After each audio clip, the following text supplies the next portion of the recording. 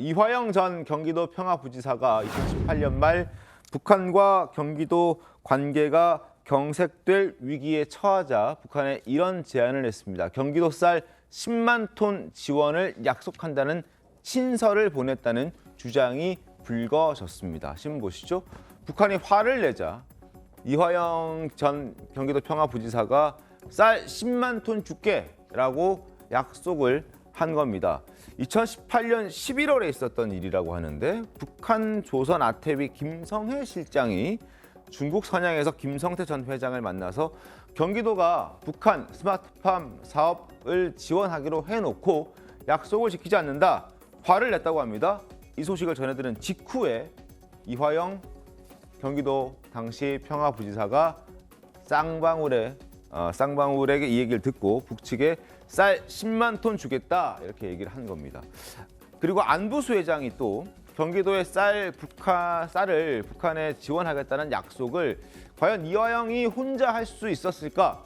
그건 혼자 할 수 없었을 것이다라는 취지의 진술도 검찰에 남긴 것으로 전해지고 있습니다. 결국 이재명 지금의 민주당 대표가 관련 사항을 승인하거나 혹시 지시했을 수 있지 않을까라는 의혹도 제기가 되고 있는 그런 상황입니다. 김재섭 위원장님 어떻게 보셨습니까? 당연히 저는 당연히 그런 일이라고 생각합니다. 왜냐하면 쌍방울이라는 어떤 하나의 사기업이 대북 사업이라고 하는 것을 할 때에는 당연히 어떤 공공기관 내지는 정부 관을 끼고 갈 수밖에 없는 게 너무 인지산정 아니겠습니까? 네. 그러니까 대북 사업이라고 하는 것이 돈이 된다, 사업성이 있다. 그래서 함부로 들어갈 수 있는 것이 아니거든요. 그렇다 그러면 쌍방울 입장에서는 가장 좋은 파트너로서 어떤 공공기관이 필요했을 것이고 저는 그것이 바로 경기도였다고 생각합니다. 지금 아직 수사 중이니까 여기에 대해서 속단하기는 어렵지만은 충분히 이재명 대표가 이 대북 사업과 관련돼서 연계성이 있다라고 볼 여지들이 저는 굉장히 많이 있거든요. 특히 저 이화영 그 평화부지사 같은 경우에는 평화부지사라는 직 자체가 당시 경기도에만 있었습니다. 다른 네. 모든 광역단체에는 없었었고 그러면 경기도 정부부시장 역할이기도 하고 그렇죠. 네. 예, 굉장히 큰 역할이 좀 평화라는 말을 써서 어떤 대북 이슈와 대응하게끔 했던 직책이 바로 평화부지사였고 그 당시에 평화부지사가 바로 이화영이었습니다. 그렇다 그러면 경기도 입장에 당시에 경기도는 대북 관련된 이슈에서 굉장히 중요하게 다뤘다라는 것을 우리가 미뤄 짐작할 수가 있는 것이고요.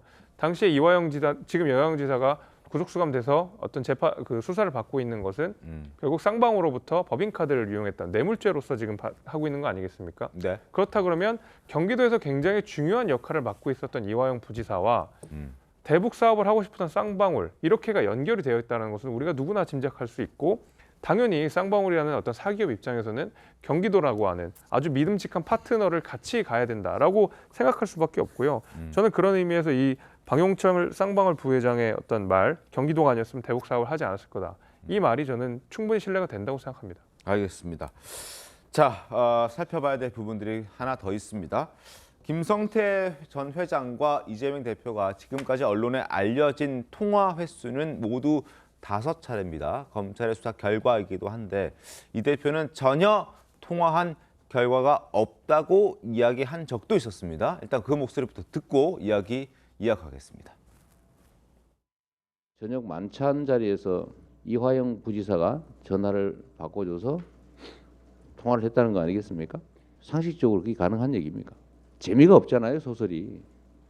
너무 말이 안 되니까. 저렇게 얘기했는데 근데 통화하는 걸 목격했다라는 증언도 나왔다면서요. 그러니까 이재명 대표랑 이제 통화하는 걸 목격했던 증언도 나오는데 네. 이재명 대표는 저렇게 부인합니다. 그러니까 이재명 대표는 하는 스타일이 이런 것 같아요.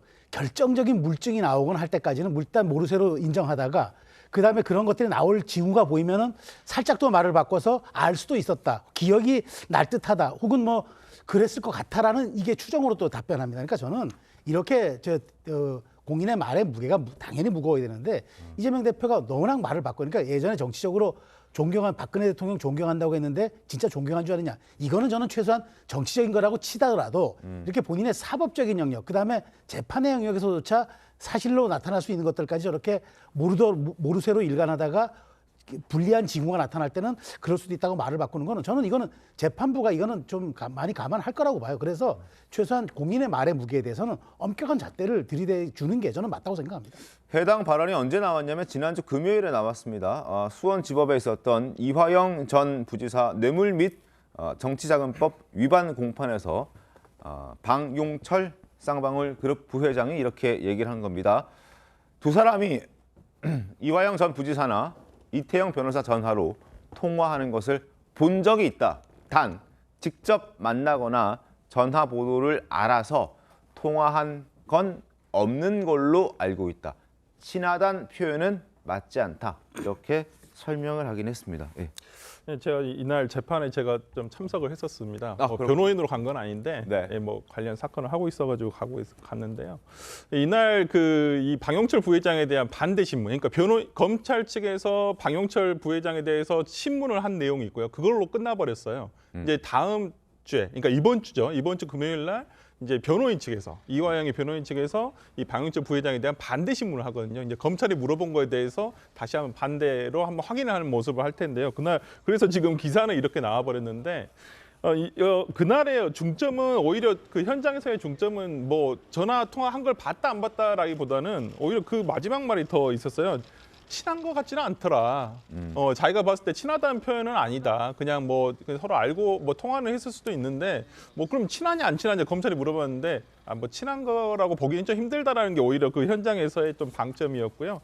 그 앞서 얘기된 어떤 그 10만 톤 이 약속은 일단 그 이화영 부지사 쪽에 확인이 되지 않은 내용이에요. 이 부분은 조금 다음 재판 과정이라든지 수사 이후에 좀 확인이 돼야 될 부분인데 아마 모르겠습니다. 인도적 차원에서 쌀을 보내겠다는 내용 외에는 어떤 뭐 특정한 목적을 가지고 했다기보다 힘들겠지만은 일단은 이화영 부지사 쪽에 확인이 되지 않은 사실이기 때문에 이 부분 조금 더 지나서 확인이 돼야 될 것 같습니다. 알겠습니다. 뭐 시기상 북한이 화를 냈고 그다음에 쌀을 보내기로 했다, 편지를 썼다, 뭐 이런 얘기들이 있으니까 그 부분에 대해서 확인이 좀 더 필요해 보이긴 합니다. 지켜보도록 하겠습니다.